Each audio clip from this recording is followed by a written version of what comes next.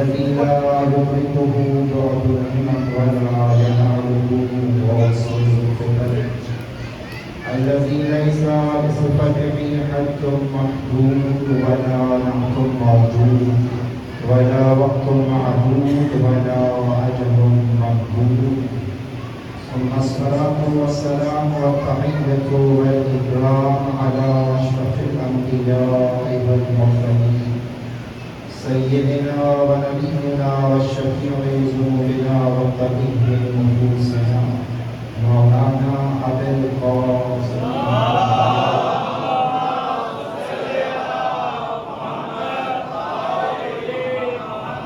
وعلى أهل بيته الطيبين الطاهرين المعصومين المظلومين ولعنة الله على أعدائهم أجمعين من يوم عداوتهم إلى يوم الدين. أما بعد فقد قال الله سبحانه تبارك وتعالى في القرآن المجيد وهو أصدق الصادقين وقوله الحق. بسم الله الرحمن الرحيم. ووعد الله لهم الحسنى صلوات الله.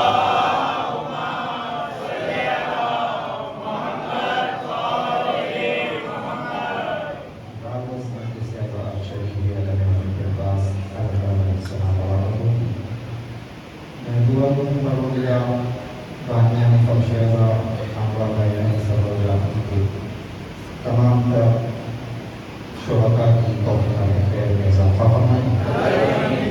جتنے مومنین جتنے عبادات مجالس میں خطبہ دینے کے لیے آتے ہیں پروردگار سب کی توفیق کی خیر میں اضافہ فرمائیں. جو حاجت مند فرش اعلیٰ پہ موجود ہیں باب الحوائج کے صدقے ان کی حاجات کو منظور فرمائیں. جو بیمار ہیں الہی انہیں صحت عطا فرمائیں.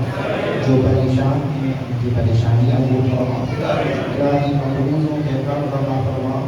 بے روزگاروں کو روزگار حلال عطا فرمائیں. مسافروں کو حفظ و امان عطا فرمائیں. الہی جو حج و زیارات کے متمنی ہیں انہیں حج و زیارات سے مشرف فرمائیں. الہی پرچم اسلام کو سر بلند فرمائیں. دشمنان اسلام کو نیست و نابود فرمائیں. الہی ہم سب کے مرحومین کی مغفرت فرمائیں. اعلیٰ دین میں مقام عطا فرمائیں. پروردگار ہمارے بعد میں آقا فرزند زہرا امام اعظم کا جل ظہور فرما. ہم سب کو امام کی عوام و انصار میں شمار فرما.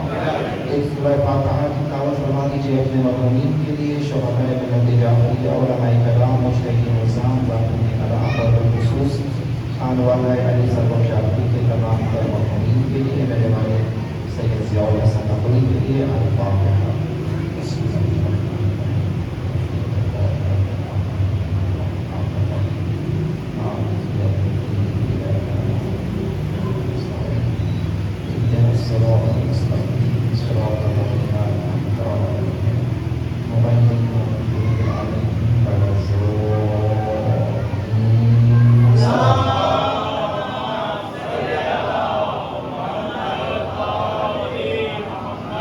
دعاؤں کی قبولیت کے لیے بلند اور بہتر صلوات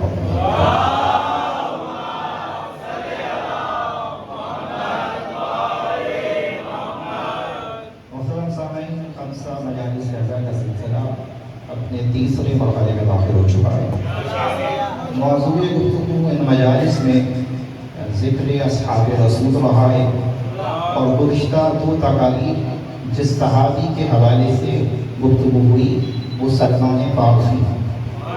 اس کی خاطر نبی نے بیان فرمایا جو ایمان کے آخری درجے پر فائز ہے وہ سلمان ہے.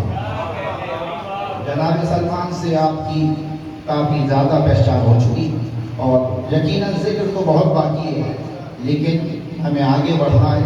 اور اب اس صحابی کا تذکرہ ہوگا کہ عموماً جس بچے سے بھی اگر آپ صحابہ کے حوالے سے پوچھیں کہ نبی کے صحابہ کے نام بتلائیے, پہلا نام سلمان تو دوسرا ابو ذر کا ہے.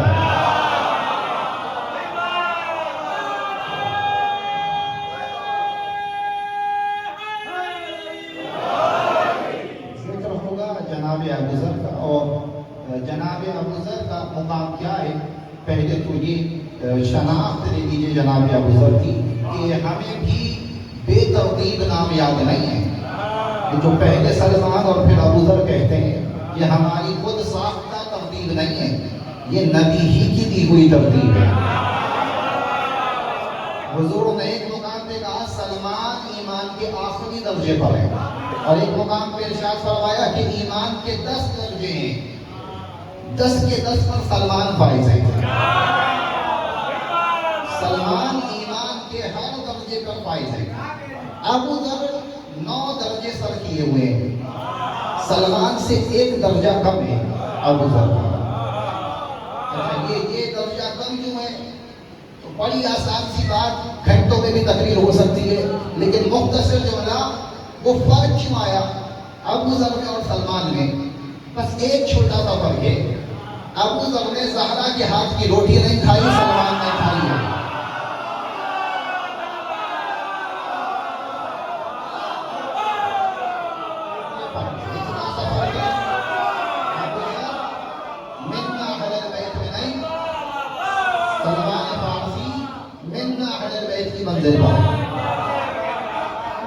سلمان نے وہ معرفت سیدہ کی حاصل نہیں کی جو معرفت سیدہ کی سلمان نے حاصل کی، اور جناب سلمان اپنی داڑھی سے چوکھٹے زہرا پہ جھاڑو دیا کرتے تھے، چکیاں پیستے تھے، شہزادی سے کہتے تھے مجھے اجازت دیں میں آپ کی خدمت کروں، غلامی کروں آپ کی، مجھے اجازت دیں۔ اور جب چکی چلا چکتے تو سیدہ کہتی تھی کہ سلمان نہ جائیے گا، اب اس کی جو روٹی پکے گی کھانا کھا کے جائیے گا۔ اب سلمان نے کیا کیا؟ روٹیاں کھائیں، داڑھی سے جھاڑو دینے لگے۔ لوگوں نے کہا اتنے بزرگ، اتنے صاحب فضیلت صحابی ہو کر کیوں خود کی توہین کرتے ہو؟ اپنی داڑھی کی توہین کرتے ہو، چوکھٹ کی جھاڑو دیتے ہو اس داڑھی سے۔ سلمان نے کہا تمہیں معرفت نہیں، لیکن میں نے اپنی آنکھوں سے اس در پہ اس کو تعظیم کرتے دیکھا ہے جو سردار الانبیاء ہے،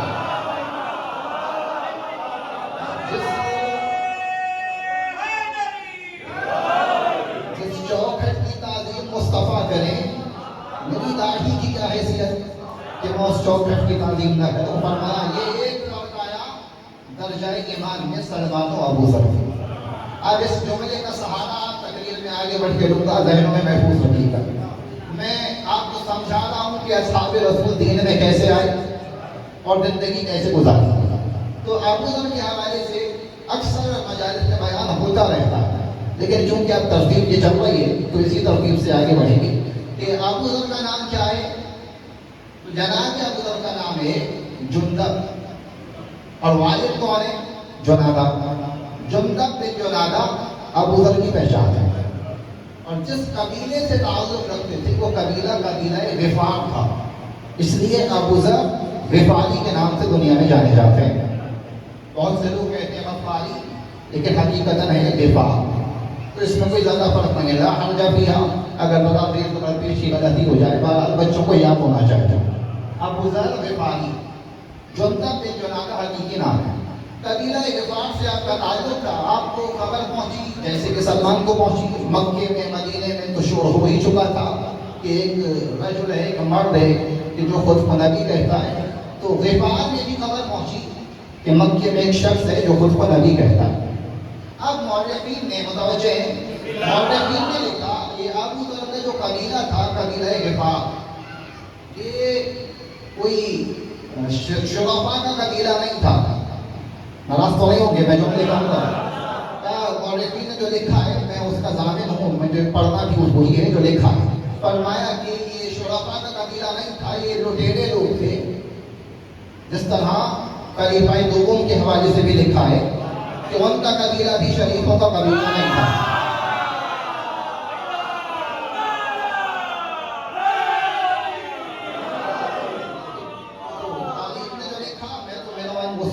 فرمایا کہ اسی طرح سے ابو ذر کا بھی جو قبیلہ تھا وہ شرفاء کا قبیلہ نہیں تھا، یہ بھی لوٹ مار کرنے والے لوگ تھے۔ جاہلیت کا دور تھا، اس دور کی تو کوئی ضمانت لے نہیں سکتا، تو اسی طریقے سے لیکن بات ایک فرق ہے، اور فرق یہ ہے ابو ذر ان میں سے تھے جنہوں نے عادتیں چھوڑ دی۔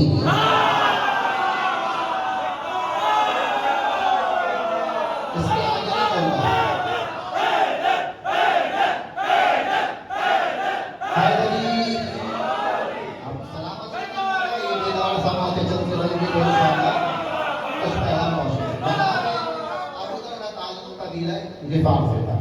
خبر پہنچی کہ ایک شخص ہے جو خود کو نبی کہتا ہے، جناب ابو ذر نے اپنے بھائی کو کہا کہ جاؤ جا کے مکہ میں تحقیق کرو، کون ہے کیسا ہے، اس کی پہچان لا کے مجھے بتلاؤ۔ آپ کے بھائی کا نام تھا عمار کو آپ نے بھیجا، عمار پہنچے مکہ، اور مکہ میں آ کر تحقیق کی، رسول کو ڈھونڈا، پہچانا، اور جب واپس پلٹے تو ابو ذر نے پوچھا کہ کیا خبر لائے ہو؟ تو جناب عمار نے جواب دیا کہ میں نے جس شخص کو دیکھا انہو علی مقالب الاخلاق، میں نے اس سے کمال اخلاق فرمایا ہے۔ جس فرد کو میں دیکھ کر آیا ہوں وہ اخلاقیات کے کمال پر ہے۔ وَإِنَّهُ يَأْمُرُ بِالْخَيْرِ وَيَنْهَى عَنِ الْفَحْشَاءِ، متوجہ ہیں؟ إِنَّهُ يَأْمُرُ بِالْخَيْرِ وَيَنْهَى عَنِ الْفَحْشَاءِ، اور میں نے اس شخص کو ایسا پایا کہ خیر کا حکم دیتا ہے، فحاشی سے روکتا ہے۔ ابو ذر نے پوچھا اور مزید اس کے بارے میں کیا جانتے ہو؟ فرمایا میں نے تو اس کی ذات میں یہ دیکھا، بس اس سے زیادہ کچھ نہیں، ارے نہیں، میں نے بس کمال ہی کمال دیکھا۔ تو ابو ذر نے کہا میرے لیے اتنا کافی نہیں ہے، میں اس سے زیادہ جاننا چاہتا ہوں۔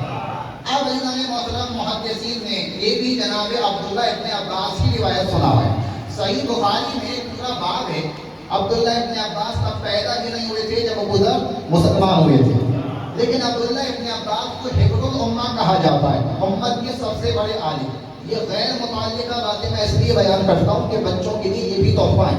عبداللہ ابن عباس ایک مہم پر نکلے، ایک مشق شروع کی کہ میں ان تمام صحابہ کے احوال لکھوں جو بڑے معتبر صحابہ ہیں کہ وہ کیسے دین میں آئے۔ تو انہوں نے صحابہ کرام کے پاس جا کر خود پوچھا کہ اپنی کہانی بتائیے۔ انہوں نے بھی سلمان فارسی کی بھی کہانی بتائی اور انہوں نے ہی ابو ذر کا بھی تذکرہ صحیح بخاری میں محفوظ رکھا ہے۔ تو وہ میں آپ کو بیان کروا رہا ہوں کہ عبداللہ ابن عباس نے جیسے سنا ابو ذر سے، ویسے ہی سنایا اپنے اصحاب کو جو عبداللہ کے ساتھ کے تھے کہ آؤ میں بتاؤں ابو ذر کیسے مسلمان ہوئے تھے۔ لوگوں نے کہا ہاں عبداللہ بتائیے۔ عبداللہ نے کہا سنو۔ ابو ذر نے اپنے بھائی کو بھیجا، بھائی نے آ کر بتایا کہ میں نے تو اس شخص میں یقین کمالات پائے، مکارم اخلاق، خیر کا حکم دیتا ہے، فحشا سے روکتا ہے۔ ابو ذر نے کہا کہ میں اس سے زیادہ جاننا چاہتا ہوں۔ ابو ذر کہتے ہیں کہ میں غفار سے چلا مکہ، اور جب میں مکہ میں پہنچا تو میں مرکز میں جا کے بیٹھ گیا، کعبۃ اللہ پہ جا کر بیٹھا۔ مسافر تھا، اپنے ساتھ سامان زیادہ لایا نہیں تھا، میرا سامان ختم ہو چکا تھا۔ سفر ہی میں میرا گزر بسر فقط اور فقط زمزم پہ اور کچھ کھجوروں پر تھا، اور کھجوریں کھا رہا تھا، زمزم پی رہا تھا۔ فرمایا کہ میں نے تو اس وقت کسی پہ اتنا غور نہیں کیا، لیکن میں نے دیکھا کہ کسی نے مجھ پہ غور کیا ہے۔ میں تو مکہ میں تھا، اور جو ہے مکہ میں تھا، کعبۃ اللہ میں بیٹھا تھا، میں نے اس وقت کسی پہ اتنا غور نہیں کیا، لیکن مجھ پہ ایک شخص غور کر رہا تھا، وہ علی ابن ابی طالب تھے۔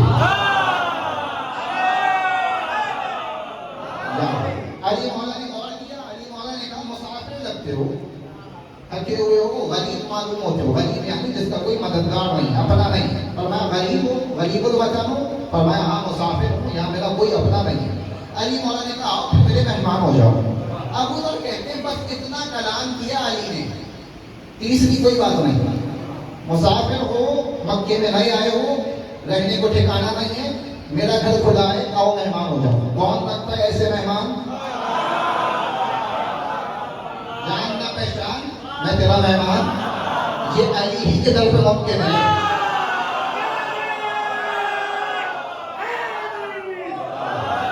یہ بڑی سیدھی باتیں ہیں، لیکن میں ان کو روایت کی مجلس کی صورت دے کر آپ کے سامنے پیش کر رہا ہوں۔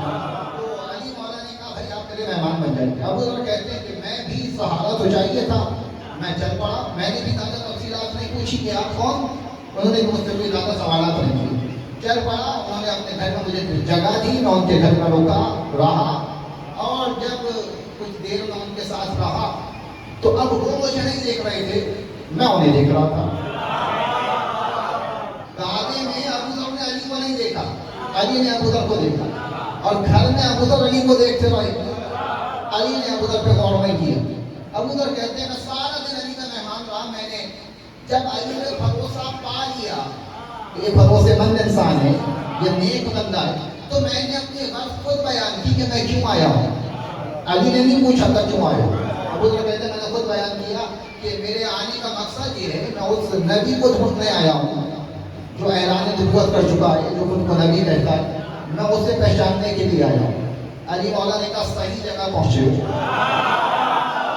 ہم تمہیں لے کر چلیں گے. اگلے روز علی مولا نے کہا دیکھو حالات بڑے خراب ہیں, مجھے سب پہچانتے ہیں, میرے پیچھے پیچھے چلنا لیکن کچھ فاصلے سے, چپک کے نہیں چلنا. یہ سمجھ جائیں گے نئے بندے ہو تمہارے لیے خطرہ ہو سکتا ہے, کچھ فاصلے پر چلنا, اور جہاں میں جھک کر اپنی نالین کے قدموں کو درست کرنے لگ جاؤں تو وہاں اپنا رستہ جدا کر لینا. سمجھ جانا کچھ خطرہ ہے. کتنا حساس ماحول ہے آغاز اسلام میں, ابو ذر بیان فرما رہا ہے, اس سے محسوس کر سکتے ہیں آپ. ابو ذر کہتے ہیں اگلے روز میں علی کے ساتھ چلا اور علی مولا مجھے نبی کے پاس لے گئے. اور روایت یہ کہتی ہے, روایت کے جملے ہیں, اس کی مزید میں نے کوئی زیادہ تحقیق کی نہیں ہے, لیکن میں سنا دوں جو دیکھا ہے عبداللہ ابن عباس جان. فرمایا کہ میں جیسے ہی خدمت رسول میں پہنچا تو یہ صاف کا زبان سے جملہ نکلا, السلام علیکہ یا رسول اللہ. عبداللہ ابن عباس نے روایت میں لکھا کہ وہ پہلے صحابی ہیں جنہوں نے مصطفیٰ کو سلام کیا. چھوٹی بات نہیں ہے.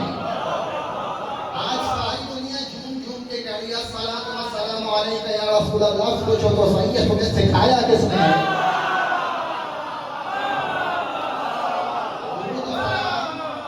ابو ذر سے چلا ہے, فرماتے ہیں ابو ذر نے آپ کے رسول کو سلام کیا. اور پھر عبداللہ ابن عباس نے کہا کہ ابو ذر نے فوراً نبی کے ہاتھوں پہ کلمہ پڑھ لیا. اس سے زیادہ روایت میں کچھ نہیں لکھا. اب پھر جو جڑے ہوئے ہیں ان سے سوال کر لوں, ابو ذر کیا کہہ کے آئے کہ بھائی سے اتنا کافی نہیں ہے, میں زیادہ جاننا چاہتا ہوں. روایت میں کہیں نہیں لکھا نبی کے پاس پہنچے تو کچھ پوچھا, کچھ جانا, کچھ پہچانا.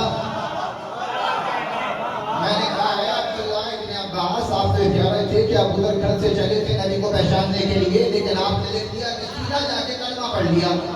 پہچانا کب؟ علی نے محترم ابو ذر کو ضرورت نہیں پڑی, اس لیے کہ جب یہ جان لیا کہ جس کا مہمان ہوں وہ مصطفیٰ کا بھائی ہے.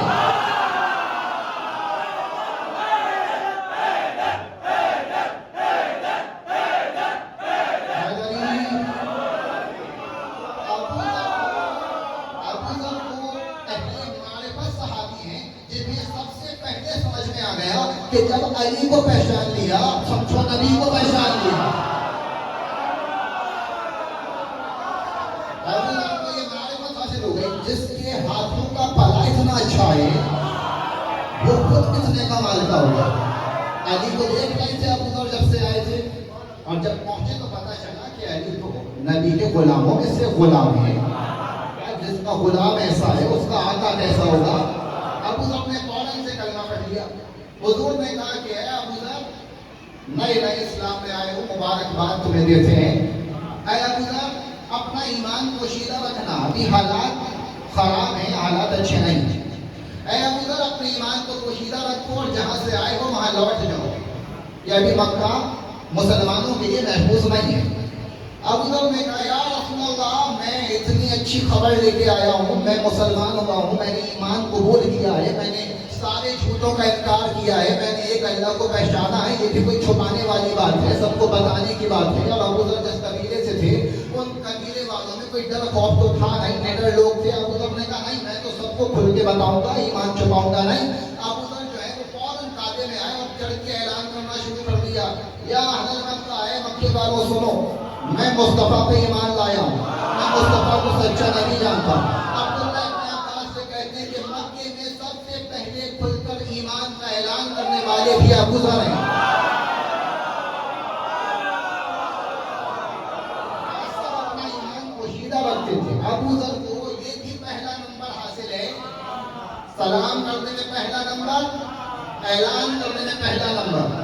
دو ایسے منصب ہیں جہاں ابو ذر پہلے نمبر پہ بیٹھے ہیں. فرمایا کہ ابو ذر نے آتے ہی اعلان کیا, فرمایا اہل مکہ میں صاحب ایمان ہوں, میں مصطفیٰ کو سچا مانتا ہوں. مکے والوں نے ابو ذر کو مارنا شروع کیا.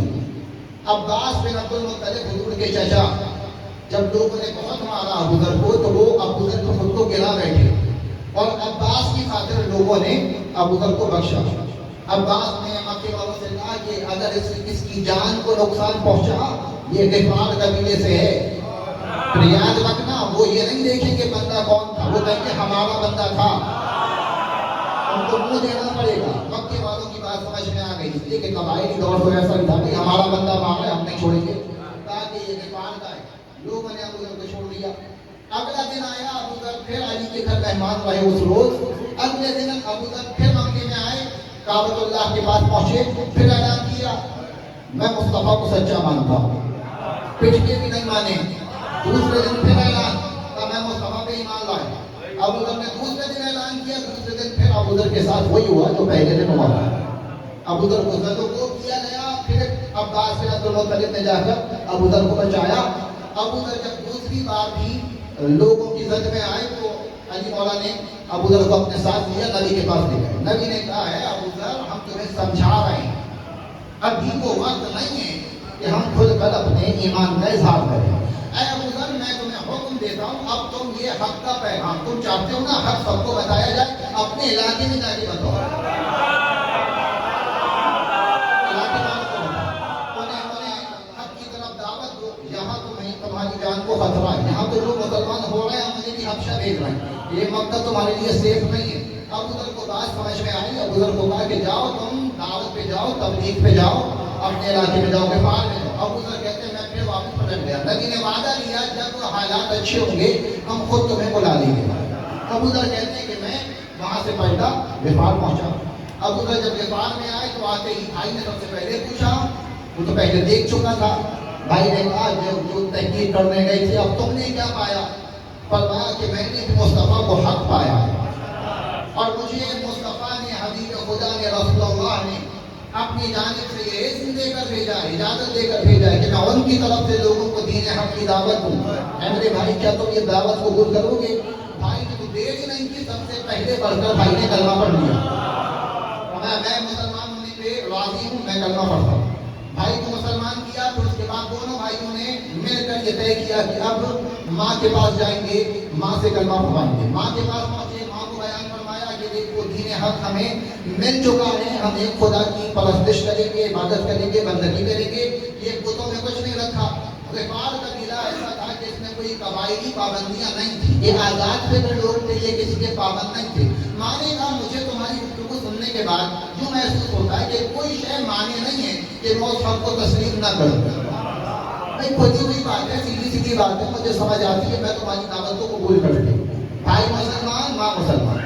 والد انتقال فرما چکے تھے، ابو ذر کا گھر تو مسلمان ہو گیا. اب ابو ذر نے پورے قبیلے میں ظاہر ہے کہ دعوت تبلیغ کا کام شروع کیا. ایک ایک کو دین کی دعوت دیتے تھے، لوگوں کو مسلمان بناتے تھے. یہاں تک کہ ہجرت کا مرحلہ آ گیا.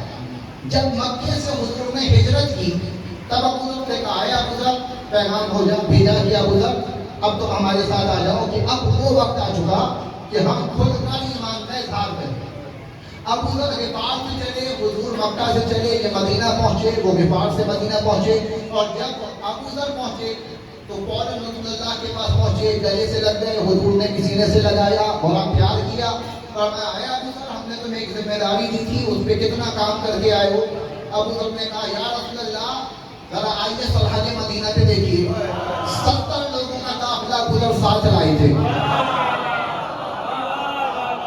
آپ نے کم قیمت دی ہے، 70 لوگوں کو لانا چھوٹی بات نہیں ہے. ابو ذر اپنے قبیلے سے 70 لوگوں کو کلمہ پڑھوا کے لائے تھے. فرمایا یا رسول اللہ میں انہیں دین حق کی طرف لے کے آیا. نبی نے اس غربت میں جب ایک بھی مددگار غنیمت تھا، 70 بندے ایک ساتھ آ گئے. نبی نے ابو ذر کو بڑی داد کی. فرمایا ابو ذر تم نے بڑا خوب کام کیا. لیکن کیا کیا ابو ذر نے؟ اس لیے کہ ابو ذر نبی سے کیا لے رہے تھے؟ بس توحید کا پیغام، اس کے سوا کچھ اور نہیں تھا. بھائی نمازیں مدینے میں واجب ہوئی ہیں تو لوگوں کو بس کلمہ پڑھوا دیا تھا. بت چھوڑائے تھے، ایک اللہ کی پہچان کروائی. جوڑتے تو آ رہے کبیر سے. ابو ذر نے لوگوں سے بت چھوڑوائے، ایک اللہ کی پہچان کروائی. اب یہ ایک اللہ کو ماننے کے بعد وہیں کھڑے تھے، غفار والے سے آگے نہیں بڑھ پائے. اس لیے کہ ابو ذر کے پاس کچھ اور تھا نہیں بتانے کے لیے، نہ سکھانے کے لیے. مدینے آئے تو اب ان کی تربیت کا آغاز ہوا. اب یہ بے تربیتی کے سبب ابو ذر کی ذات سے ایک مسئلہ پیدا ہوا. ایک وہ سمجھیے کہ ترک اولا سرزد ہو گیا. وہ کیا کہ ایک دن جناب ابو ذر سے بلال یا عمار تاریخ میں یا بلال تھے یا عمار، دونوں میں سے کسی ایک سے ابو ذر کی کچھ انبن ہو گئی تو ابو ذر نے بڑھ کے کہہ دیا یا بنا سودا، اے کالی ماں کے بچے، تب کلامی کی جی نماز پڑھنے کے متوجہ ہیں، یا اپنا سودا کہا، ان کی توہین کی۔ بلال نے عمار نے جا کر نبی سے بیان کیا، فرمایا کہ ابو ذر نے ہمارے لیے ایسا لفظ استعمال کیا۔ حضور نے طلب کیا، فرمایا اے ابو ذر تم نے میرے عظیم صحابی کو یہ کہہ کر پکارا؟ ابو ذر نے کہا یا رسول اللہ، جو ماجرا تھا وہ بیان کیا۔ نبی نے جملہ کہا، فرمایا اے ابو ذر تم میں ابھی جاہلیت کے آثار باقی ہیں، تم تربیت سے محروم رہے ہو، ابو ذر تم میں جاہلیت کے اثرات باقی ہیں۔ ابو ذر کو یہ جملہ اتنا ناگوار گزرا، روایات کہتی ہیں اس کے بعد ابو ذر نے اپنے کردار کو بنانے میں اتنا کام کیا کہ پھر ابو ذر سے اچھا اخلاق کسی اور میں نہیں پایا۔ میں تربیت سے محروم رہ گیا، میں اپنی تربیت کیوں نہیں کر سکا؟ ابو ذر بار بار اب نبی کی خدمت میں آتے اور نبی سے کہتے مجھے بتائیے میں خود کو بہتر کیسے بناؤں۔ ایک ایک موقع پر ابو ذر نبی سے سیکھتے رہتے۔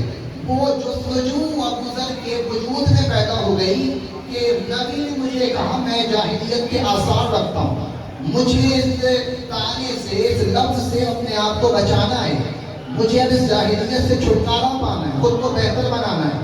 یہ ذکر ابو ذر میں سب سے بڑا پیغام یہ ہے، اصحاب رسول کا کام یہ ہے کہ خود کو ہر لمحے بہتر سے بہتر بنانے کی فکر میں رہنا۔ جو ایک مقام پہ ٹک جائے وہ مومن نہیں ہوتا۔ چھٹے معصوم نے یہی بیان فرمایا مومن کی پہچان یہ ہے کہ جس کا اگلا دن آج سے بہتر ہو۔ ساتھ چلیں گے حضرات، یہ پوری نصیحتیں میں سنتے آئیے۔ فرمایا وہ مومن نہیں وہ جس کا آج اور کل ایک جیسا ہے، پھر وہ مومن نہیں ہے جو خود کو بہتر نہ بنا سکے۔ ابو ذر مسلسل کی جستجو میں رہتے تھے، اس ہی سبب روایات یہ کہتی ہیں کہ ترک دنیا اور تقویٰ کے حوالے سے جتنی روایات ابو ذر نے بیان کی کسی اور نے بیان نہیں کی۔ کہ ابو ذر ہی پوچھتے رہتے تھے یا رسول اللہ بتائیے تقویٰ کیسے آئے گا، یا رسول اللہ بتائیے میں خود کو بہتر کیسے بناؤں گا۔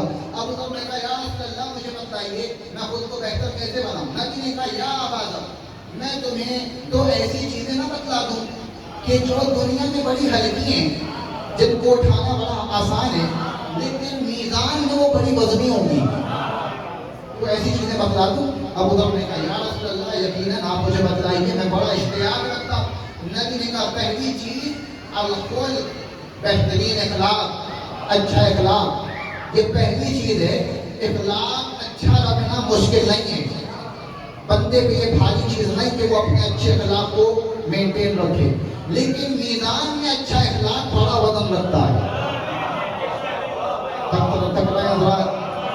اچھا اخلاق اپنے اندر پیدا کرنا مشکل کام نہیں، وزنی شے نہیں ہے، لیکن میزان میں اس کا بڑا وزن ہوگا۔ اور دوسری شے ابو ذر الصبر، دو چیزیں میزان میں بڑا وزن رکھتی ہیں، ایک اچھا اخلاق، دوسرا صبر، یعنی کسی بھی معاملے میں جلد بازی نہیں کرنا۔ ابو ذر جتنا زیادہ صبر کرو گے اتنا تمہارا وجود وزنی ہوگا۔ میں شاید جملہ نہیں پہنچا پایا۔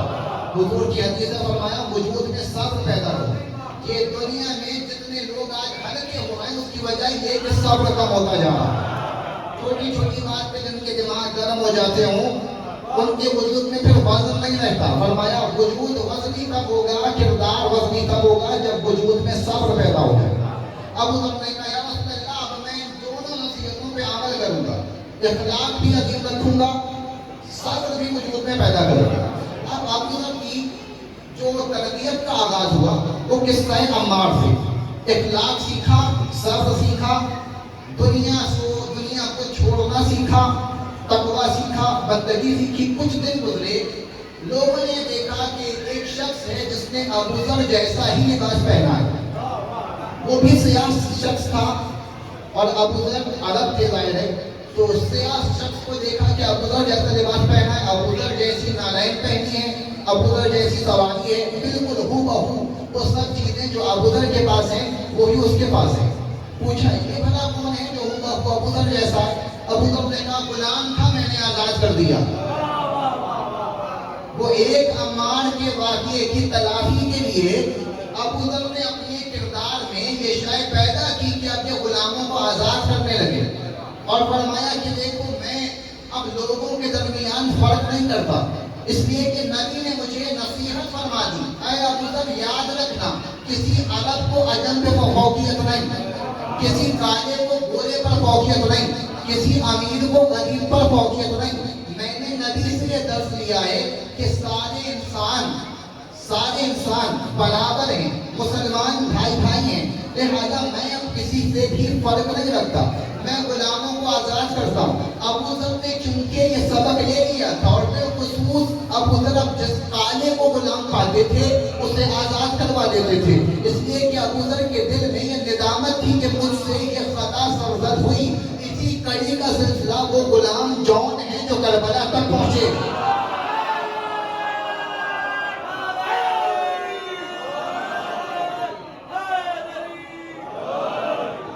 کچھ پیغام اللہ نے مفہوم کیونکہ غلاموں کو آزاد کرتے رہتے تھے، تو اب جون جو بھی غلاموں میں سے ایک ہے جو آزاد تو ہو چکے تھے مگر آزادی چاہتے ہی نہیں تھے۔ ابو ذر کا اخلاق اس کمال پہ پہنچ چکا تھا کہ جون نے ابو ذر کو چھوڑا ہی نہیں، فرمایا میں اس مالک سے جدا نہیں ہونا چاہتا۔ عزیزاں محترم، اس بہترین اخلاق کے مالک کا نام ہے ابو ذر۔ ایک دن آئے فرمایا یا رسول اللہ راہ خدا میں تو مال اکٹھا کرتا ہی نہیں، جب سے آپ سے سنا ہے کہ نہ مالدار کی عزت ہے اور نہ غریب کی تذلیل، سب برابر ہیں۔ نبی نے بیان فرمائی قرآن کی آیت فرمایا ان اکرمکم عند اللہ اتقاکم، عزت اسی کی ہے جو متقی ہے۔ نہ گورے کی عزت، نہ کالے کی کوئی کمی ہے، نہ پیسے والے کی عزت ہے، نہ غریب کی کوئی توہین ہے۔ عزت ہے تو بس تقوی والے کی، ذلیل ہے تو بد کردار ذلیل ہے۔ اب ادھر کہتے ہیں میں نے تو قرآن کی اس آیت پہ عمل شروع کر دیا، میں مال اپنے پاس اکٹھا رکھتا ہی نہیں، میں مال جمع کرتا ہی نہیں۔ جب کچھ پیسے جمع ہو جاتے اب ادھر غلام خرید کے آزاد کر دیتے اور اسے بھی بہترین لباس اور بہترین ساز و سامان دلوا دیتے۔ اب ادھر کے پاس جب مال تھوڑا پڑ گیا تو مدینے میں لوگوں کو ادھر دیکھتے تھے کہ جب بھی خیرات کی اور زکوٰۃ کی اور صدقات کی باری آتی تو صاحب مال تو عطا کر دیتے تھے، اب ادھر تو مال رکھتے ہی نہیں تھے۔ اب ادھر کیا کریں؟ ایک دن آئے فرمایا یا رسول اللہ یہ امیر تو نیکیوں میں آگے نکل جاتے ہیں، میں تو پیسے جوڑتا ہی نہیں، اور جب وقت آتا ہے صدقے کا خیرات کا ہوتا ہی نہیں، میں تو کیسے؟ یا رسول اللہ یہ امیر آگے بڑھ رہا ہے، غریب کے پاس کچھ ہے ہی نہیں۔ نبی نے کہا ہے اب ادھر کیا میں تمہیں ایک ایسا تحفہ نہ دے دوں کہ تم بھی اتنے ہی صدقے کا ثواب حاصل کرو جتنا یہ مالدار حاصل کرتے ہیں۔ ابو ذر نے کہا بے شک یا رسول اللہ میں منتظر ہوں۔ فرمایا کہ وہ تسبیح فاطمہ جو ہر نماز کے بعد آپ پڑھتے ہیں، فرمایا ابو ذر یہ تسبیح پڑھا کرو، اللہ تمہیں اتنا ہی ثواب دے گا جتنا رئیسوں کو خیرات کرنے پہ ثواب ملتا۔ یہ تسبیح فاطمی جناب سیدہ سے پہلے ابو ذر کو حوالے کی گئی، نشان تو نہیں ہو رہا ہے، معروف ہوئی جناب سیدہ کے وسیلے سے، اس لیے تسبیح فاطمی کے نام سے پہچانی جاتی ہے، ورنہ حضور نے جناب ابو ذر کو تعلیم دی۔ اب کس صاحب معرفت کو ابو ذر کہتے ہیں آپ پہچان رہے؟ تو کیونکہ ذر سے رشتہ توڑ چکے تھے، بے ذر رہتے تھے، نبی نے لقب دیا ابو ذر۔ بچھڑ گئے تقریر سے، بھائی نام تو کچھ اور تھا نا، لیکن جس نے زر سے رشتہ توڑ دیا، جس نے حقیقی زر پہچان لیا کہ سونا چاندی زر نہیں ہے، سونا چاندی قیمت نہیں ہے، انسان کی قیمت اخلاق ہے، تو جس نے خود میں اخلاق کا عروج پیدا کیا، نبی نے کہا ابو ذر قیمت والا تو یہ ہے۔ ہماری دولتیں تو ابو ذر کے پاس ہیں، امیر تو ابو ذر ہے۔ اور جناب ابو ذر کی زندگی سے جڑا ایک اور واقعہ سن لیجیے تاکہ آپ کو جناب ابو ذر کی معرفت حاصل ہو جائے۔ کہ جنگ خندق کے موقع پر میں نے کل کی تقریر میں یہ جملے بیان کیے تھے کہ جناب رسول خدا اس کیفیت میں مسجد میں تھے کہ شدت بھوک تھی، شدت پیاس کی، پیٹ پہ پتھر باندھ کے کام کر رہے تھے، اونٹے لیٹے ہوئے تھے، جابر حضور کو بلانے گئے تھے، جب حضور کو لے آئے حضور نے پتھر تو توڑ دیا، پھر کام کیا خندق میں، لیکن ابو ذر سے دیکھا نہیں گیا۔ ابو ذر نے کہا جابر میں دیکھ رہا ہوں رسول خدا کے وجود میں بڑی تھکن محسوس ہو رہی ہے، بڑا ذوق محسوس ہو رہا ہے، میں حضور کی کچھ خدمت کرنا چاہتا ہوں۔ مسلمان غریب تھے، فقر و فاقے کا زمانہ تھا۔ ابو ذر نے کہا کہ اے جابر میرے پاس ایک بھیڑ ہے۔ جابر نے کہا میرے پاس کوئی جو ہے۔ کہا کہ جابر نے میں پھر رسول کو دعوت دے دوں، شام کو افطار ہمارے گھر پہ کر لیں، نبی کے پاس تو کھانے کو ہے نہیں۔ جابر بڑھے، ابو ذر نے کہا کہ میں اپنا بھیڑ نبی کے لیے قربان کرنے کو تیار ہوں۔ جابر آگے بڑھے، کہا یا رسول اللہ ہم دیکھ رہے ہیں آپ نے کچھ کھایا پیا بھی نہیں ہے اور اتنی آپ محنت کر رہے ہیں خندق تیار کرنے میں، مسلمانوں کے ساتھ دن رات لگے ہیں، آج افطار ہمارے گھر کیجیے گا۔ رمضان سے نہ روزہ تھا، فرمایا افطار ہمارے گھر کیجیے گا۔ رسول اللہ نے کہا جابر تمہارے پاس کیا ہے؟ فرمایا میرے پاس جو ہے اور ابو ذر کے پاس جو ہے وہ بھیڑ ہے، ہم آپ کی افطار کا بندوبست کریں گے۔ رسول اللہ نے کہا ٹھیک ہے، میں دعوت کو قبول کرتا ہوں۔ جناب جابر بھیڑ لے کے گھر چلے، اپنی زوجہ سے کہا کہ میں نے حضور کو دعوت دے دی ہے، کھانا تیار کرو۔ بھیڑ سے بات کی، کھانا تیار ہوا، عرب کی مخصوص جو ڈش بنتی تھی اس دور میں بنا لی، گوشت بنا لیا اور تھوڑی بہت جو جو تھی اسے پیس کر روٹیاں بنا دی۔ جب شام ہوئی جابر آئے، کہا یا رسول اللہ چلیے، حضور چلنے لگے۔ فرمایا یا رسول اللہ جسے چاہیں اپنے ساتھ لے لیجیے، میں نے اتنا کھانا تو بنا لیا ہے آپ کے لیے۔ حضور نے فرمایا سلمان ساتھ آ جاؤ۔ سلمان نکلے، سلمان نے بلکہ کہا یا رسول اللہ میں تو کھا لوں گا، یہ بھی بھوکے ہیں۔ سلمان اسے کہتے ہیں جسے سب کی پرواہ ہوگا، میں تو کھا لوں گا لیکن میرے سارے بھائی مسلمان یہ بھی بھوکے ہیں۔ نبی نے کہا آ جاؤ، سب آ جاؤ، سب کھانا کھائیں گے۔ خندق کے سارے مزدور نکلے، تھکے ہوئے سب، جو تھکنے کے بعد جو بھوک ہوتی ہے اسے تو آپ محسوس کر سکتے ہیں، سارے چلے گئے خود بھوک میں۔ اور جابر کی حالت غیر ہونے لگی، کہا بھائی ایک بھیڑ کاٹی ہے اور تھوڑی بہت جو تھی اس کا ہم نے روٹیاں بنوا لی ہیں، اور حضور کہہ رہے ہیں سب کو لے کے چلتے بنے۔ اور پھر مدینے میں جب چلنے لگے اتنا سارا لشکر، تو رستے میں جو کوئی ملتا حضور کہتے ہیں کہاں جا رہے ہو؟ حضور فرماتے ہم تو دعوت پہ جا رہے ہیں، چلو۔ لوگ ملنے لگے، جابر بھاگے بھاگے گھر میں پہنچے، فرمایا کہ حضور تو سب کو لے کے آ رہے ہیں۔ زوجہ نے کہا تم نے نبی کو بتایا بھی ہے کتنا کھانا ہے؟ جابر نے کہا ہاں میں بتا تو چکا ہوں کہ ایک بھیڑ ہے اور تھوڑی بہت جو ہے۔ زوجہ نے کہا بس میں بتا دیا، اب نبی جانے، نبی کا کام جانے۔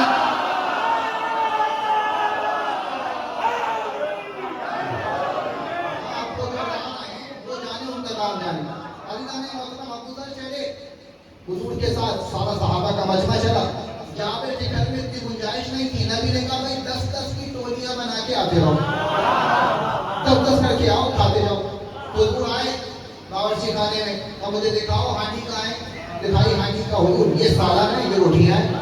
ابو ذر نے کہا ٹھیک، رسول اللہ نے کہا ٹھیک ہے، اب ایسا کرو ایک روغن، ایک پیالے میں روغن نکال دو، ایک دستی نکال دو، بکرے کی ایک دستی نکال دو اور دسترخوان پہ لے آؤ، اور کچھ روٹیاں اٹھا دو اور وہ لے آؤ۔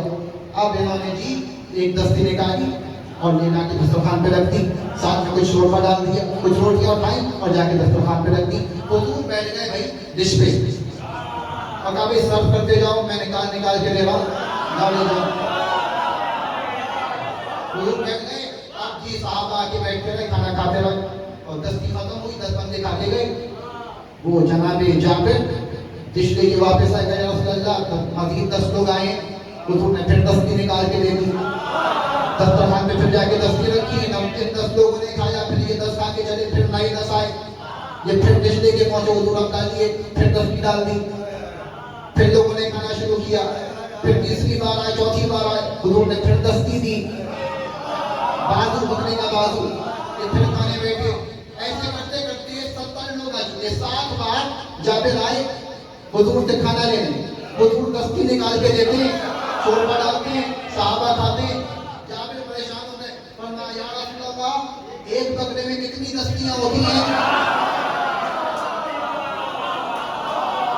حضور نے بیان فرمایا 2۔ جابر کہنے لگے واللہ یہ خدا کی قسم میں 7 کو لے جا چکا ہوں۔ نبی نے فرمایا جابر اگر تم نہ کہتے تو سارا صحابہ کا مجمع کھاتا، دستی ہی سے کھاتا۔ یہ جناب ابو ذر کا اشارہ ہے، ابو ذر کی بھیڑ میں وہ برکت نبی نے پیدا کر دی۔ جابر کہتے ہیں کہ سارے صحابہ کھا چکے، اس کے بعد بھی سارے مدینے میں گھر گھر پہنچایا، اتنا کھانا بچا ہوا تھا۔ یہ ذات रसूल का मौजूदा है। अल्लाह ने मोहतरम नबी के लिए सब कुर्बान करने वाले अबू ज़र, ग़ज़वा तबूक का मरहला आया, मारिफत चाहते जनाब अबू ज़र जी असहाब का एक बड़ा लश्कर चला, रोम से लड़ने जा रहे थे। फ़त्ह रोम का ये मरहला है, ग़ज़वा तबूक। लश्कर इस्लाम चला, बहुत बड़ा लश्कर था, मैं इसकी तफसील में तो नहीं जाऊंगा, लेकिन इस लश्कर की कैफियत ये थी, मुनाफिकों का हाल ये था, ये लश्कर चला ही बड़ी मुश्किल से था। लश्कर में लोग चलने को तैयार नहीं थे। कभी कहते थे सर्दी बहुत है, कभी कहते थे गर्मी बहुत है, कभी कहते थे कि हमारा माल तैयार है, फसलें तैयार हैं, चले जाएंगे तो फसलों का क्या होगा। बड़ी मुश्किलों से हुजूर लश्कर लेके चले। जैसे ही लश्कर रवाना हुआ, रास्ते में बहुत से मुनाफिक गर्मी की शिद्दत से थक कर वापस पलटने लगे। जो नबी के साथ करीबी लोग थे ना, वो बार बार आके हुजूर को बताते थे, हुजूर वो फलाने लोग वापस चले गए। हुजूर कहते थे कि उनके लिए खैर नहीं होगा, आगे बढ़ते रहो, परवाह नहीं की, तब काफिला चलता। कुछ लोग आए, उन्होंने बयान फरमाया अल्लाह अब वो चले गए। नबी ने कोई बात नहीं, जिसके मुकद्दर में खुदा ने हक के लिए लड़ना लिखा है वो लड़ेगा, जिसके मुकद्दर में घर बैठना है वो घर बैठेगा। ऐसे करते करते बहुत से लोगों की खबरें नबी को दी गई, फरमाया वो नहीं आया, वो नहीं आया, वो नहीं आया। नबी ने कहा कोई बात नहीं। इतने में किसी एक ने आके कहा या रसूल अल्लाह अबू ज़र भी नहीं दिख रहा। जितने लोग जा रहे थे, नबी ने कहा कोई परवाह नहीं। जब कहा कि अबू ज़र नहीं देख रहे, नबी के चेहरे पे उदासी सी आ गई। अब बहरहाल एक मुकाम पे जाके काफिला रुका, लोगों ने कहा या रसूल अल्लाह बाकी सब तो गए, अबू ज़र भी नहीं पहुंचे। अल्लाह ने मोहतरम ये अबू ज़र क्यों नहीं पहुंचे थे? गर्मी की शिद्दत की वजह से अबू ज़र का ऊंट थक चुका था और ऊंट ने उठने से इनकार कर दिया। अब बीच रास्ते में ऊंट बैठ चुका है, काफिला आगे बढ़ गया, अबू ज़र कैसे चले और साजो सामान जो साथ में है वो भी है। अबू ज़र ने बड़ा चाहा कि वो चले, लेकिन वो चलता ही नहीं था। अब जब ऊंट की मर्जी है भाई उठे उठे ना उठे ना उठे, अबू ज़र क्या करे। जब काफी देर तक ऊंट नहीं उठा, अबू ज़र ने सारा सामान कुछ पे लादा, पैदल चलना शुरू कर दिया। गर्मी में जिनसे ऊंटों में नहीं जाया जा रहा था, अबू ज़र पैदल चलवाए, ऊंट में सारा बाल लादकर अबू ज़र ने चलना शुरू किया। काफिला वहां रोका हुआ था, मुकीम था। हुजूर ने कुछ दूर से देखा कि गर्द हो रही है, कोई शख्स है जो पुष्प पे बाल लाद के चलता हुआ आ रहा है। नबी को अबू ज़र से मोहब्बत इतनी थी, जुमला कहा कौन आवाज तू अबू ज़र हो जा। जो भी आया दूर से देखा तू अबू ज़र हो जा।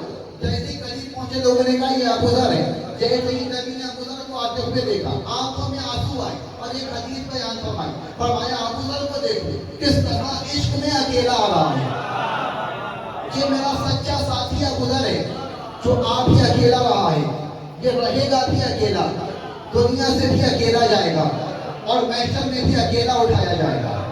अबू ज़र की फजीलत में नबी ने हदीस बयान फरमाई कि अबू ज़र मेरे मोहब्बत रखने वाला किस तरह अकेले सफर करता हुआ आ रहा है। और जो नबी ने कहा था अबू ज़र के मुकद्दर में फिर हुआ वही। नबी के बाद जब जमाना बदला तो अली का साथ देने वालों में से एक है अबू ज़र, और अबू ज़र की भी जिम्मेदारी थी कि अली का हक लोगों को याद दिलाएं। वो जिसने काबे में आकर ईमान के ऐलान शुरू किए थे, बाद नबी उसने काबे का गिलाफ पकड़कर ऐलान करना शुरू किए, जो मुझे जानता है वो जानता है, जो नहीं जानता वो पहचान ले, मैं अबू ज़र सहाबी रसूल हूँ। मैं वो हूँ जिसके लिए नबी ने कहा कि अबू ज़र से सच्चा सहाबी न ज़मीन ने उठाया न आसमान ने साया किया। मैं अबू ज़र ये कहता हूँ, मैंने अपनी आंखों से देखा और कानों से सुना कि गदीर के मैदान में नबी ने अली को हाथों पे उठा के कहा था मन कुन्त मौला हो फहाज़ा अली मौला। क्या तुम नबी का ये ऐलान भूल गए? क्या अहले मदीना नबी का ऐलान भूल गए? अबू ज़र का ये मामूल था, रोजाना की बुनियाद पर अबू ज़र जाकर लोगों को गदीरी याद दिलाते थे। लेकिन लोगों ने अबू ज़र की नसीहत से कोई अपने वजूद में असर पैदा नहीं होने दिया। अबू ज़र ऐलान करते, लोग मानते नहीं थे। मौलाए कायनात ने कहा है अबू ज़र अब इन्हें इनके हाल पर छोड़ दो। लेकिन अबू ज़र का जो मिजाज था, खामोश रहा नहीं जाता था, हक के लिए बोलने के आदी थे।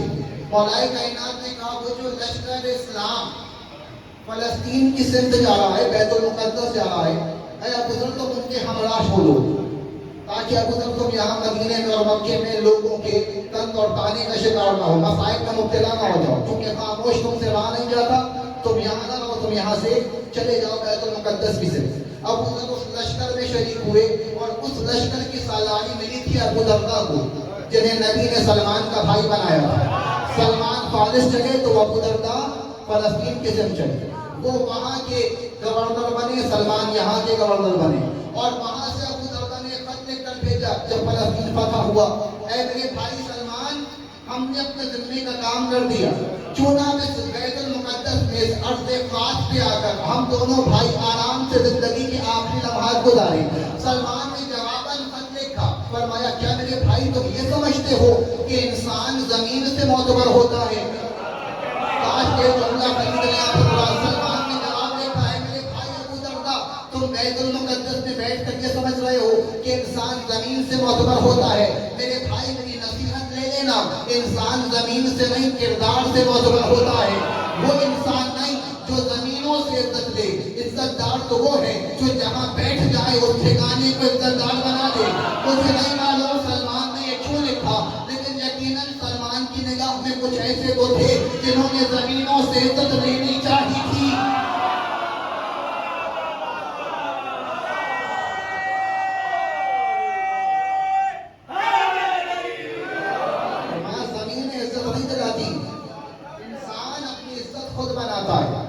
سلمان فارس میں گورنر، ابو درداء فلسطین میں گورنر۔ جی ابو ذر فلسطین کے لشکر میں شریک ہوئے۔ اب جب وہاں فتح ہو چکی، ابو ذر واپس آ گئے۔ اب واپس آنے کے بعد ابو ذر کیا کریں؟ تو اب جب ابو ذر واپس پلٹے تو تیسری حکومت کا آغاز ہو چکا تھا، 2 حکومتیں گزر چکی تھی۔ ابو ذر نے تیسری حکومت میں دیکھا مسلمان اب رئیس ہو چکے تھے، سارے مسلمانوں کے پاس پیسہ آ گیا تھا، اور پیسہ آنے کے بعد سب کے ٹوڑ بدل گئے تھے، وہ سادگی ختم ہو گئی تھی، وہ خلوص ختم ہو گیا تھا۔ اور ابو ذر کو نبی سے نصیحتیں سیکھ کے بننے والے صحابی کا نام ہے، جس نے ہر لمحے پہ اخلاق بنانا سیکھا، جس نے ایثار سیکھا، جس نے خیرات کرنا سیکھا۔ ابو ذر نے مسلمانوں کی یہ حالت دیکھی، ابو ذر کو ہر ایک سے کہہ دیتے تھے نبی کے سنت پہ چلنے والے ایسے تو نہیں ہوتے، نبی نے تو بنگلے نہیں بنائے تھے، نبی نے تو جاگیریں نہیں بنائی تھی، نبی تو مال جمع نہیں رکھتے تھے، نبی تو غریبوں کا خیال رکھتے تھے۔ اے اہل مدینہ تمہیں کیا ہو گیا؟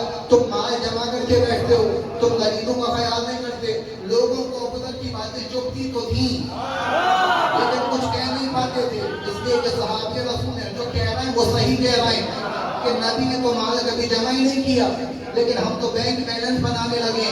لوگوں نے شکایت کی حاکم سے، تم ہی اس کو سمجھاؤ، یہ جگہ جگہ لوگوں کو ذلیل کر دیتا ہے، ہم نے پیسے رکھے تو کیا ہوا؟ انہوں نے بلایا ابو ذر کو، کہا ہے ابو ذر تم لوگوں کو یہ کہتے ہو کہ مال نہ جمع کرو، کہا لوگوں کو کیا میں تو تجھے بھی کہتا ہوں۔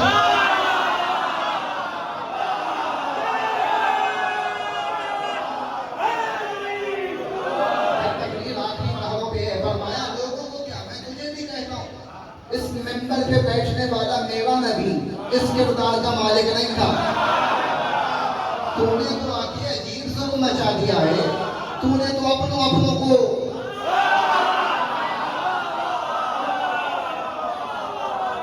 تیرا کردار نبی کے کردار سے نہیں ملتا۔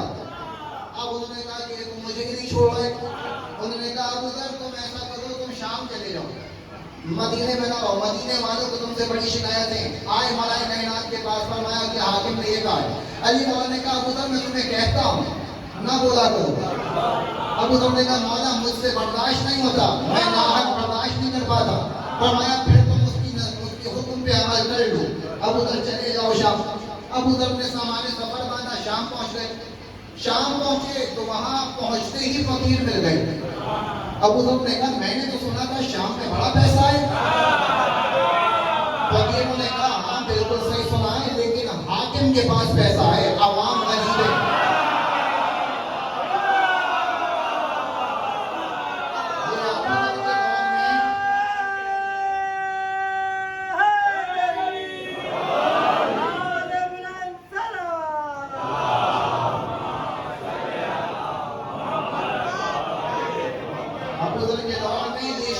حالات تھے، آج پاکستان کے بھی کچھ ایسا ہی ہیں۔ فرمایا حکومت کے پاس بڑا پیسہ ہے، عوام غریب ہے۔ اب یہ بات چل ہی رہی تھی کہ اتنے میں وہ حاکم بھی آ گیا سواری پر سوار، اور بڑی شان و شوکت کے ساتھ، یہ تو سونا پہن کے پھرنے والے لوگ تھے، پتہ نہیں تھا حرام ہے لیکن پھر بھی پہن کے پھرتے تھے کہ لگے ہاں ہم بادشاہ ہیں، ہم امیر ہیں۔ چلتے ہوئے آئے، ابو ذر کی ملاقات ہو گئی تو ابو ذر نے مہار تھام لی۔ جیسے ہی مہار تھامی تو حاکم کو غضب آ گیا، فرمایا تو کون ہے جس نے میری سواری کو روکا؟ فرمایا میں ابو ذر صحابی رسول ہوں۔ وہ جو نبی کے صحابی کو پہچانتا نہ ہو اسے زمانہ اپنا امیر کہہ رہا ہے۔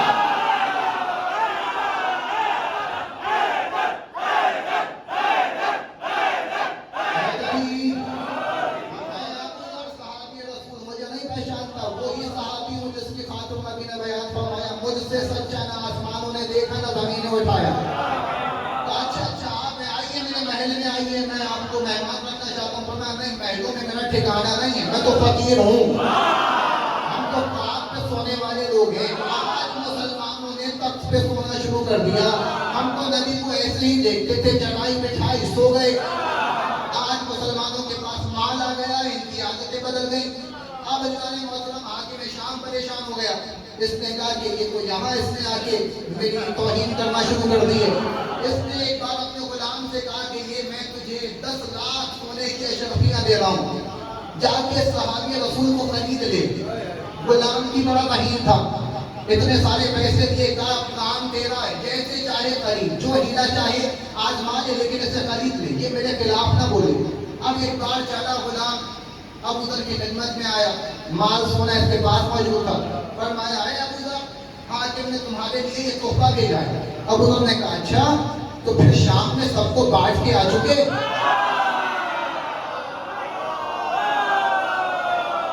اتنا سونا جو میرے لیے لائے ہو شام میں سب کو مل گیا؟ اس نے کہا نہیں، یہ خاص آپ کے لیے، خاص صحابی ہے نا، یہ آپ کے لیے خاص ہے۔ فرمایا نہیں، میں نبی سے سن چکا ہوں، کسی کو کسی پر کوئی فوقیت نہیں ہے، سب برابر ہے، اس کی ذمہ داری ہے، سب کو ایک جیسا حق ملنا چاہیے۔ کہا پہلے سب کو بانٹ دو پھر میں لوں گا۔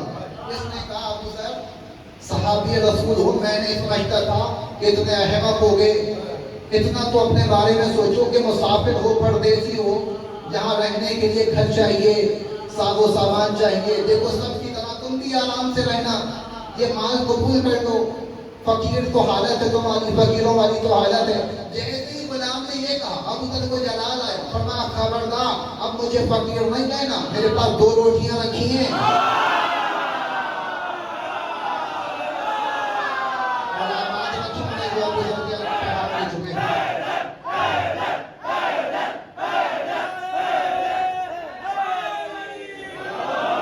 مجھے فقیر کہتے ہیں، میرے پاس 2 روٹیاں ہیں، رات کا کھانا ہے میرے پاس۔ آج جن کے پاس ہفتے کا بھی کھانا ہوتا ہے وہ ادھار مانگنے چلے جاتے ہیں۔ ابو ذر نے توقع سے کھایا ہے، فرمایا کہ میں تو امیر ہوں، میرے پاس کھانا موجود ہے، رات کی روٹی موجود ہے۔ اس نے کہا کہ نہیں ابو ذر دیکھو بات کو سمجھو، آج کی روٹی ہے، کل کا کیا ہوگا؟ فرمایا کہ آج کی روٹی جس نے دی ہے کل کی روٹی بھی دے دے گا، مجھے کل کی پرواہ کرنے کی ضرورت نہیں۔ اس نے بڑی دیر کا اعلان کیا، ایک بار پھر کہہ دیا، میں جاتے جاتے پھر کہہ رہا ہوں اپنا فقر دور کر لو، مال قبول کر لو، بڑا نقصان اٹھاؤ گے۔ ابو ذر نے کہا مجھے فقیر نہ سمجھ، تو اسے مال سمجھتا ہے، مجھ سے بڑا امیر کوئی نہیں، اس سارے سونے کی ضرورت تیرے امیر کو ہے، کہ فقیر وہ ہے میں نہیں، یہ سارا مال لے جا کے اسے دے دے، اس لیے کہ اللہ قرآن میں کہہ چکا ہے کہ جو بھی دنیا میں سونا چاندی جمع کرتے ہیں اسے پگھلا کے اسی کے جسم میں ڈالا جائے گا، یہ اشرفیاں بھی لے جا کے اسے دے دے، کہیں جسم ادھورا نہ رہ جائے۔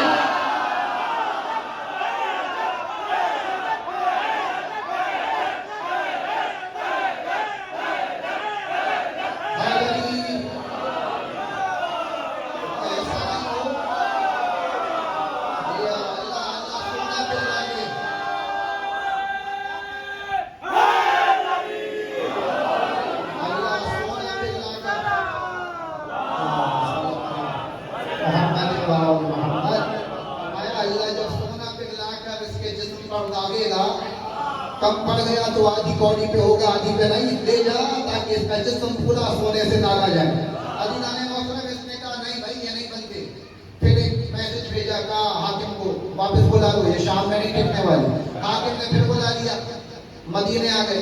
جیسے ہی مدینے میں آئے تو پھر کسی ایک صحابی سے ٹکرا گئے، اس سے 100 اونٹ پہ سوار دیکھا، فرمایا اچھا تم نے بھی اچھی سواری لے لی، تم تو نبی کے ساتھ پھرنے والے تھے، تم نے بھی زہد چھوڑ دیا۔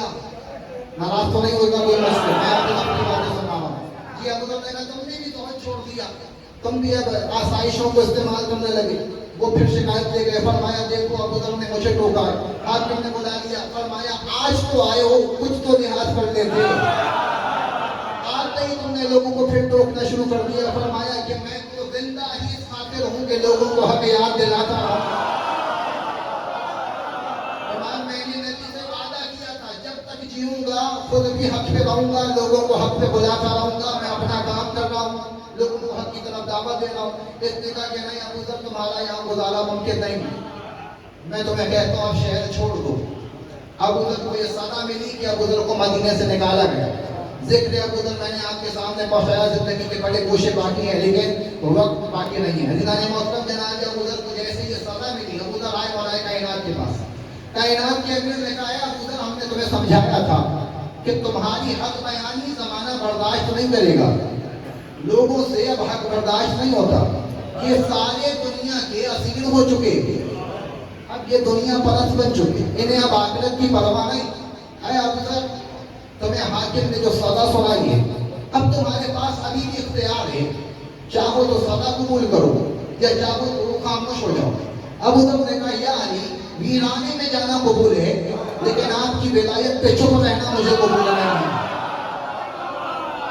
میں آپ کی ولایت کو دل میں چھپا نہیں سکتا، مجھ سے برداشت نہیں ہوتا، میں آپ کی ولایت کا اظہار کر ہی دیتا ہوں۔ عزیزان محترم زمانہ کہتا ہے کہ جب مارے جا رہے ہو تو پھر عقیدہ چھپا کیوں نہیں لیتے؟ یہ ہنر ہم نے ابو ذر سے سیکھا ہے، پڑھنا قبول ہے، عقیدہ چھپانا قبول نہیں۔ یہ ابو ذر سے ہم نے درس لیا، فرمایا کہ پڑھنا قبول ہے۔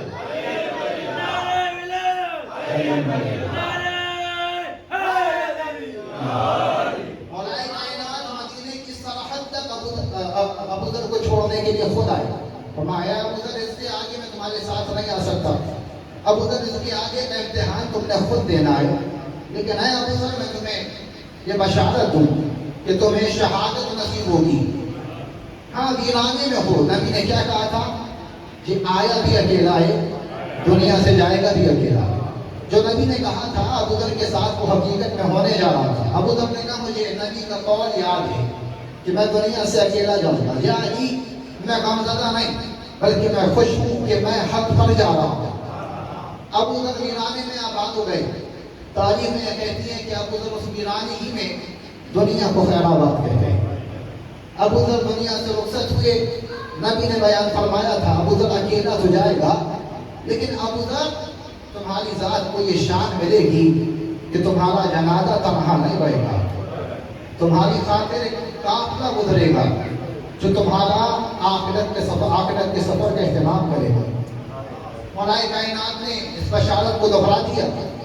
جب ابو ذر کا وقت آخر آیا، بیان فرمایا اپنے اہل سے کہ میرا جنازہ بے کفن نہیں رہے گا، فکر نہیں کرنا، مدینے سے جو رستہ آ رہا ہے نا اس رستے پہ جا کے بیٹھ جانا۔ میرے مولا نے کہا تھا ایک قافلہ آئے گا جو میرے غسل و کفن کا اہتمام کرے گا۔ بس ایک بار ابو ذر کی بیٹی، چھوٹی بیٹی ہے، 5 برس عمر لکھی ہے، شہرا پہ جا کے بیٹھ گئی، منتظر تھی کہ قافلہ آئے، جس کے انتظار میں تھی وہ قافلہ آ گیا۔ قافلہ آیا، بچی نے سجا دی، قافلہ رک گیا، فرمایا کہ میرے بابا گزر گئے ہیں، کوئی کفن دینے والا نہیں ہے۔ قافلہ مسلمانوں کا تھا، سالار اتر کے آیا، فرمایا کون ہے تمہارے بابا؟ فرمایا میرے بابا صحابی رسول ابو ذر ہیں۔ بس جیسے ہی یہ نام سنا نا، قافلے سالار کا نام تھا مالک اشرف۔ فرمایا ابو ذر صحابی رسول صحابی علی وہ ربضہ میں گزر چکے۔ بس مالک نے ایک بار سارے قافلے میں اعلان کیا نبی کے صحابی کا جنازہ ہے، میرے پاس ایک بہترین کفن ہے، میں ابو ذر کو وہ کفن دینے جا رہا ہوں۔ لوگوں نے بڑھ کے اصرار کرنا شروع کر دیا، فرمایا کہ صحابی رسول کا جنازہ ہے، اس کفن میں ہم شریک ہونا چاہتے ہیں، اے مالک اس کفن کی مالیت بتلاؤ، ہم اس رقم میں شریک ہو کر ابو ذر کے کفن میں شریک ہونا چاہتے ہیں. عزیزانو یہ ایک ابو ذر ہے. میں کہوں گا اے ابو ذر آپ نے بڑی مصیبتیں دیکھی لیکن آپ کے اس مقام اور مرتبے کو سلام ہو کہ آپ کو کفن دینے کے لیے ایک ایک بڑھ کے کہہ رہا ہے کہ میں اس کے کفن میں شریک ہونا چاہتا ہوں. آج صحابی رسول کا یہ مقام ہے کہ ہر کوئی کفن دینے کے لیے بڑھا ہے. اور جسے دو دین مصطفیٰ نے پالا کربلا میں اس کا لاشا بے کفن رہ گیا. عزیزانو ابو ذر کو تو کفن دینے والے ملے مگر حسین کو کفن دینے والا کوئی نہ تھا. عزیزانو ابو ذر کی یتیمہ کو تو پیار کرنے والے ملے مگر حسین کی سکینہ سے کوئی شفقت سے پیش آنے والا نہ تھا. عزیزانو کربلا کے میدان میں بڑے لاشیں گرے لیکن بے کفن دھوپ میں رہنے والا لاشا، پہلا لاشا جو بے کفن مقتل میں پڑا رہا، لاشا حسین نہیں، لاشا عباس کا. پہلا لاشا جو کربلا کے صحرا میں تپتی دھوپ میں بے کفن تھا وہ حسین کے وفادار کا لاشا تھا. آج اس عباس کا علم برآمد ہوگا. آپ زیارت کریں گے. باب الحوائج ہے مولا عباس. جو حاجت مند آئے ہیں مائیں بہنیں یا دادا، جب حاجت مولا عباس کی بارگاہ میں مانگنی ہونا، مولا عباس سے پوچھا گیا مولا آپ کا پسندیدہ لقب کیا ہے؟ مولا آپ کو کیا پسند ہے؟ آپ کو کس نام سے پکارا جائے؟ مولا عباس کے بڑے القاب ہیں. غازی کہتے ہیں، باب الحوائج کہتے ہیں، عباس کہتے ہیں. فرمایا مجھے محبوب ہے مجھے کوئی پکارے سقائے سکینہ کہہ کے پکارے. میں سکینہ کے صفا کے نام سے پہچانا جانا چاہتا ہوں. جب دعائیں مانگنی ہونا تو سکینہ کا واسطہ دے کے دعا مانگنا. کیوں یہ واسطہ کیوں دیا جائے کہ سکینہ سے عباس کو بڑی محبت ہے اور پھر عباس کی ایک حسرت بھی ہے. اس بچی کی خواہش پوری نہ کر سکے جو پیاسی تھی، جس نے کہا تھا چچا مجھے پانی لا دیجئے، چچا پیاس برداشت نہیں ہوتی. عزیزانو مولا عباس سکینہ کو لے چلے. آئے مولا حسین کی خدمت میں. فرمایا مولا مجھے اجازت دیجیے، اب سکینہ کی سفارش ہے. مولا نے سکینہ کو آغوش میں لیا، بڑا پیار کیا سکینہ کو. فرمایا اے میری بیٹی سکینہ، چچا کو اجازت دلوانے آئی ہے. فرمایا ہاں بابا، اب مجھ سے پیاس برداشت نہیں ہوتی. اور بابا میں بڑی ہوں، میں پیاس برداشت کر لوں گی لیکن میرا بھائی اصغر 6 مہینے کا ہے. بابا میرا بھائی اصغر بڑا پیاسا ہے. بس سکینہ سے جو ہی بھائی کا ذکر سنا نا، شاہ کربلا نے رو کے کہا اے سکینہ تمہارا بھائی 6 مہینے کا ہے، میرا بھائی 35 برس کا ہے. آزادانہ ایک بار اجازت ملی عباس کو. علم پہ مشکیزے کو باندھا، حسین کا علمدار مقتل کی جانب چلا. میرے مولا عباس ایک بار مقتل میں پہنچے. بڑا رجت پڑا میرے مولا عباس نے، راہ میں بڑا جہاد کیا. عباس ترائی کی سمت بڑھے. جو ہی عباس ترائی کو اترے، پانی پہ علم کو ڈالا، مشک سکینہ کو تر کیا، مشک سکینہ کو ڈھالا. ایک بار عباس نے اپنے رہوار سے کہا اے میرے رہوار تو بھی تو بڑا پیاسا ہے، ترائی پہ ہم آ چکے، تو پانی پی لے. تھوڑے نے شاید زبانیں بے زبانی سے کہہ دیا او مولا میں کیسے پانی پی لوں، جب تک آقا مولا حسین کی اولاد پیاسی ہے میں کیسے سیراب ہو جاؤں. استقبال میرے مولا عباس گھوڑے کی جیپ پہ سوار ہوئے. فرمایا اے اسب وفادار، بس ایک رحمت اور کر دے، جتنا جلدی ہو سکے نا اب یہ مشکیزہ خیموں میں پہنچا دے. اب عباس کی بس ایک آرزو ہے کہ میں یہ مشکیزہ خیموں میں پہنچا دوں. ادھر عباس مشک سکینہ کو لے کے خیموں کی سمت چلے. وہاں یزیدیوں میں ایک شور ہوا کہ پانی خیموں میں نہ جانے پائے. بس ایک بار ایک حلقہ عباس کے گرد بنا، ہر سمت سے علمدار پہ وار ہونا شروع ہوئے. عباس مشک سکینہ کو بچانے میں مصروف ہوئے. کہیں سے عباس پہ ایک وار ہوا، عباس کا بازو قلم ہوا. دوسرا وار ہوا، دوسرا بازو قلم ہوا. دانتوں میں مشک سکینہ کو دبا کے عباس مولا نے سفر کو جاری رکھا کہ ایک بار ایک ملعون نے ایک تیر چلایا. مشک سکینہ کی سمت کو تیر بڑھا، علمدار کے بازو تو کٹ گئے تھے. عباس نے سر جھکا کے مشکیزے کو بچانا چاہا. اب جو عباس نے سر کو جھکایا، تیر عباس کی آنکھ میں پیوست ہو گیا. علمدار بڑا تڑپا لیکن عباس کے بازو نہیں تھے. عزاداروں ایک عالم دین نے مصائب مولا عباس پڑھی. جب یہ روایت آئی نا وہ عالم دین نظر انداز مسائل پڑھ کے جب ایک بار حجرے میں رات کو آرام کرنے لگے، خواب میں دیکھا عباس کی زیارت نصیب ہوئی۔ مولا عباس نے کہا اے شیخ تو نے میرے مسائل نہیں پڑھے؟ کہتے ہیں مولا میں مجلس میں آج آپ کے مسائل بیان کر کے آیا ہوں۔ فرمایا تو نے میرے مسائل بیان نہیں کیے؟ کہا مولا آپ کے کون سے مسائل مجھ سے رہ گئے؟ مولا مجھے بیان فرمائیے۔ کہا تو نے میری وہ مصیبت نہیں پڑھی جب میری آنکھ میں تیر لگا تھا۔ عزاداروں غربت عباس کو محسوس کرنا، اگر آنکھ میں کوئی ذرہ بھی چلا جائے نا، جسم انسانی کے بڑے حساس عضو کو آنکھ کہتے ہیں، جب آنکھ میں کوئی شے جاتی ہے نا، یہ فطری عمل ہے کہ بے ساختہ ہاتھ آنکھوں کی طرف بڑھتے ہیں۔ عباس کہتے ہیں جب میری آنکھ میں تیر لگا، میرے بازو نہ تھے، میں بڑا بے چین تھا، بڑا مضطرب تھا، مگر میں تیر نکال نہ سکا۔ بس ایک بار تیر سے زمین پہ گرا، میں یہ دونوں ظالموں کے درمیان تیر کو دبا کے کھینچنا چاہا، تیر آنکھ میں پیوست تھا، مجھ سے نکالا نہ گیا۔ میں نے صدا دی آقا میری آنکھ سے تیر نکال دیجئے، آقا یہ درد سہا نہیں جاتا۔ عزاداروں میرے مولا حسین علمدار کے لاشے پہ پہنچے، سر عباس کو زانوں پہ رکھا، عباس کی آنکھ سے تیر کھینچا، بس عزاداروں مولا نے تیر کھینچا، عباس رونے لگے، رو رو کے کہتے مولا میں آپ سے ایک وصیت کرنا چاہتا ہوں۔ کہا بات بیان کرو۔ فرمایا مولا جب بھی مدینے جائیے گا میری ماں ام البنین سے نہ کہیے گا۔ مولا یہ کبھی نہیں ہوا کہ آپ آئے ہو عباس تعظیم کو نہ اٹھا ہو، مولا یہ پہلی بار ہے آپ میرے سرہانے آ گئے، میں تعظیم کو نہیں اٹھا۔ مولا اگر بازو سلامت ہو مولا میں تعظیم کو اٹھتا، مولا میرے بازو کٹ چکے۔ بس عزاداروں علمدار نے مولا سے کلام آخر کیا۔ میرے مولا حسین نے کہا عباس جو تو ہم بھی تمہارے بعد آیا چاہتے ہیں، مگر عباس کوئی وصیت کو تو بیان کرنا۔